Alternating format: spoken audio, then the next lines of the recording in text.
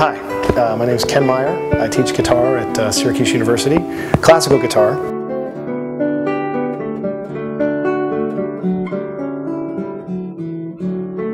I'm here to talk with you guys a little bit today about some basic guitar techniques.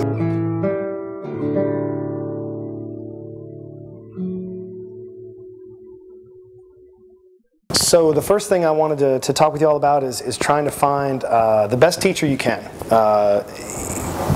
Research the area where you live, maybe get in touch with the local college, see if they recommend anybody. It's very important to find a great teacher. Having said that, some of the things we'll talk about today can help you maybe at least start without that. The first thing is just posture, making sure that you find a chair without arms, not a bar stool, as guitar players are wont to do.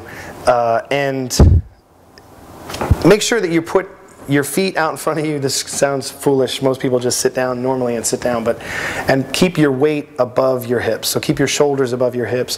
Kind of have a good posture, but not necessarily, sit up as straight as you can. Secondly, for guitar, we're going to elevate our left leg in some way for classical guitar with the use of a footstool.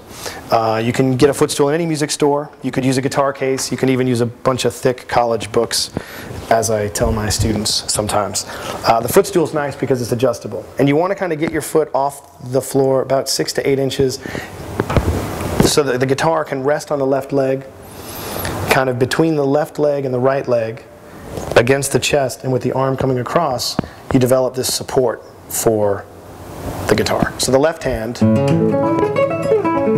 is free to move around and not have to do anything. Doesn't support the guitar at all. Now, once you get the guitar with the footstool and everything else, it should kind of make, it should look to you like a Z between my eyes and the headstock. The guitar neck kind of coming at like a 45-degree angle with the floor, and then my arm coming across parallel to the floor, and it should make this kind of Z. And from there, when you bring the right arm to the guitar, just not using the shoulder, just bring it over the guitar and try to keep the shoulders as level as you can. They're not really involved at all.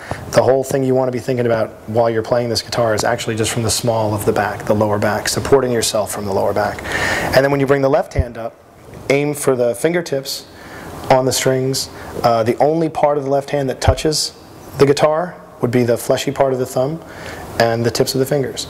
And when you bring the left hand up, kind of like a record player arm in reverse, you don't use the wrist at all, you just from the elbow bring the arm up. The thumb ends up kind of in the back of the neck, not coming around too much, and we need to do a lot of stuff here, so you want your fingers to really access all the strings. You're able to make whatever kind of standard chords you want,